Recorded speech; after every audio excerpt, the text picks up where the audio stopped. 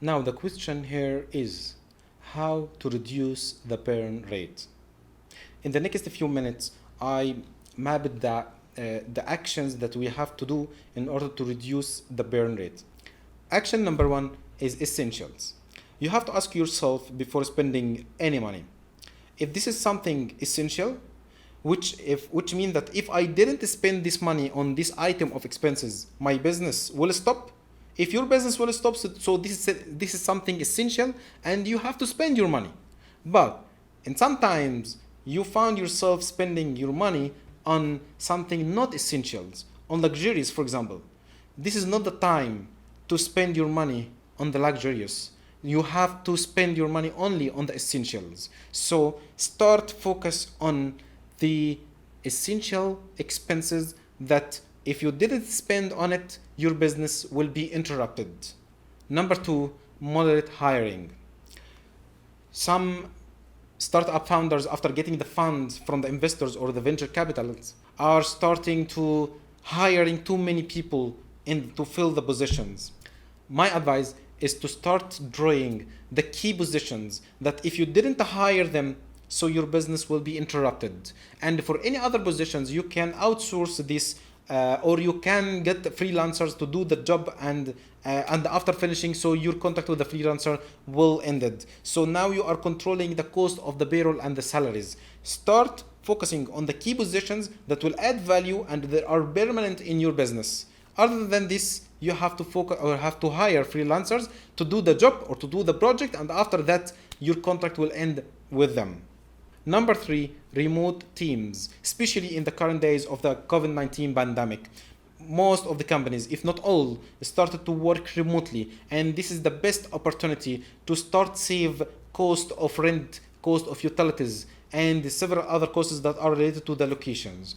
Now you can start saving some costs by managing your teams to work remotely. Number four, I'm always saying that cash is the king and we have to focus on the cash. But sometimes in the startup, especially in the very early startup days, you have to consider also that equity might be the king.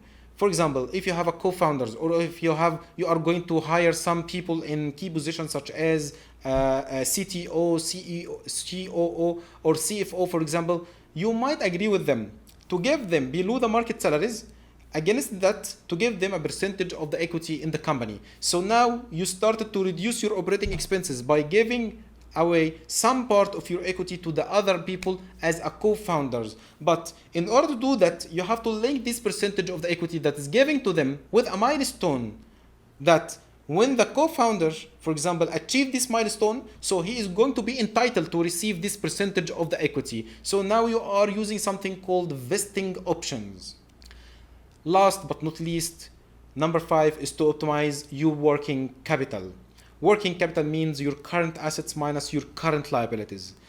The most two important items in the current assets is account receivables and inventory. And the most important item in the current liability is accounts payable.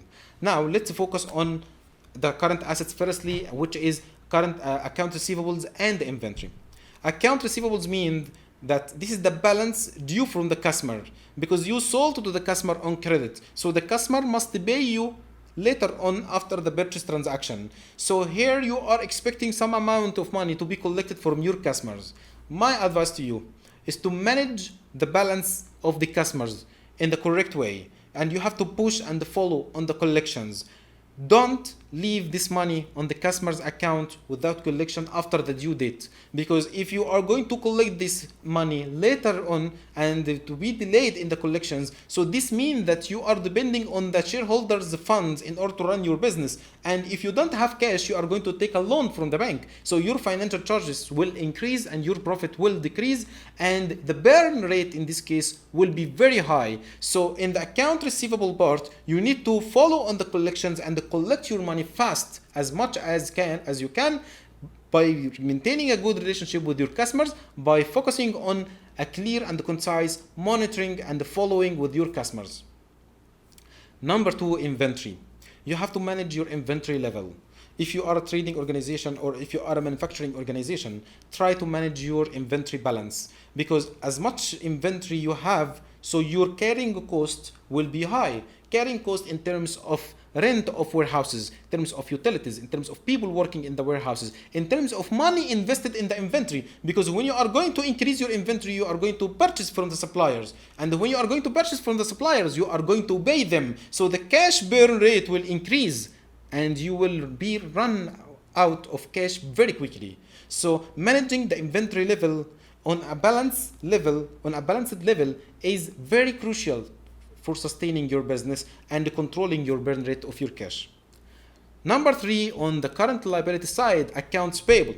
When it comes to dealing with suppliers and purchasing from the suppliers on credit, try to increase the credit period that's given from your suppliers as much longer as you can get from the suppliers in terms of credit period. So this means that you are working using the money of your supplier. So for example, that if you have 2 suppliers, one is giving you 30 days and the other one is giving you 90 days, you have to go to the one who is giving you 90 days, considering same level of quality, considering same level of prices, considering same level of shipping costs, for example. So you have to go to the supplier who is providing you a longer credit period, because as much longer credit period, as long the credit period that you have, this will help you run the business without paying cash too fast to the supplier, run the business with the money of the supplier, decreasing your financing cost, increasing your profit, and at the end, reducing your burn rate.